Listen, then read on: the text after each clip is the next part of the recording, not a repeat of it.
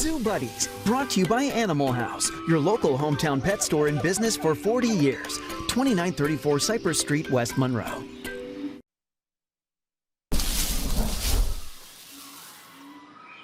Good morning, everybody. We're here at the Louisiana Purchase Gardens and Zoo in Monroe, joined by Miss Lisa Taylor, as always. Thank you for being here.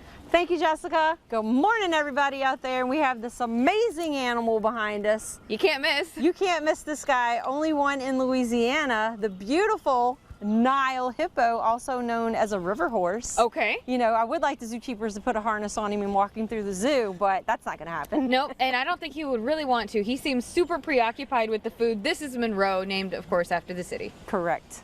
And so, tell me about hippos in general. So Nile hippos in particular are from Africa, and these guys live in the Nile River and also in other little fresh bodies of water.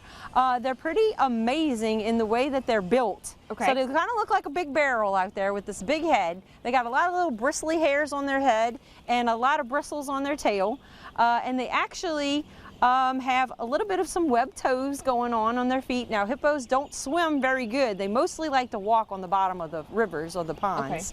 Okay. And they actually, when they go underwater, they'll close their ears and close their eyes, then open them again, and their nostrils will close so that they're not breathing in water. Now, they are aquatic, but they don't breathe water. They breathe air. And a hippo actually can hold its breath for 5 minutes underwater. They sleep underwater, and here's the cool part, Jessica. They don't wake up and go to the top. Their body automatically, after 5 minutes, rises to the top. They take a breath of air, and they go back down into the water. It's pretty amazing. It is insane. This happens. Yes. They have these beautiful eyes, which have horizontal pupils, which a lot of ungulates or deer-like animals have horizontal pupils, and that is to see peripherally around for predators. Now, hippos don't have a whole lot of predators out there. I mean, I'm not one of them, I know that. No, they're actually the one of the 5 top most dangerous animals in Africa. So you don't want to get close to a hippo in the wild because their jaw pressure when they bite down is about 1,800 psi. Guess what, Jessica? That's more than a lion's bite. Yeah, so you're not getting loose. If they have a grip on you, you're going to be there. And they're heavy, so I mean, if they're charging at you. Yes. You're not going to get away. They can run 28 miles an hour, okay? Not to mention in the water, they can flip your boat over if you're in the water. So please, if you're going on safari, look at hippos from a distance. Right. And look at them here at the zoo. Yeah, come to the zoo and check out Monroe right up close and personal. Monroe is one of our ambassador animals out here. He is completely amazing to watch. They can actually open their mouth about 150 degrees, where the zookeepers actually have taught Monroe how to do all this so we can check his teeth, because hippos have a lot of teeth problems sometimes when they get older. They break them off because they're constantly growing. So we wanted to make it where it was something easy to do and not something that he would not want to do with the vet. So another cool thing, Jessica, it's like they have automatic sunscreen that comes out of their bodies. So I'm going to explain a little bit to you. Please do. So, you know, hippos don't sweat.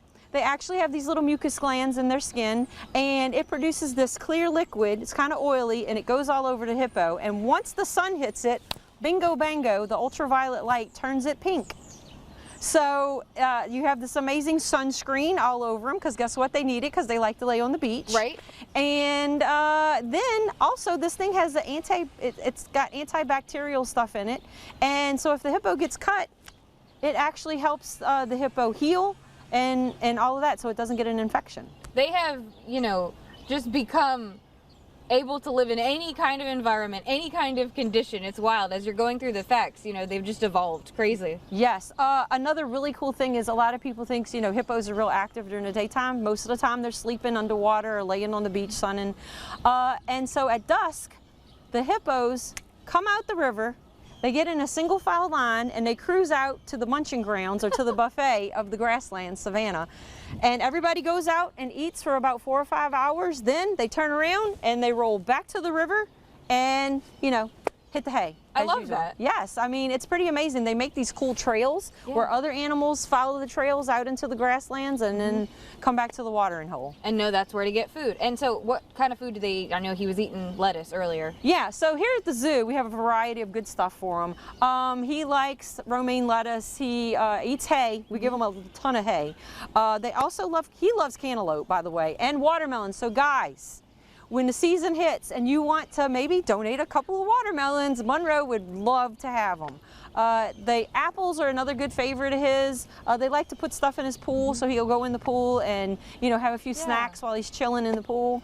You know, he's a party guy when it comes to the pool. When it comes to the pool, and the zoo is a party too, because as you mentioned, donations. People can always bring items and just call the front office and see if they can take what you have to offer. Yes, guys, if you would like to donate produce, we are happy to take it. Make sure it's something that you would eat, as in freshness. We don't give any kind of spoiled fruit to or things like that to the animals. They get top quality. So if you'd like to make a donation, we'd be glad to take it. Thank you so much for telling us about him and ways to help the zoo. We'll have all these details on KNOE.com after the show.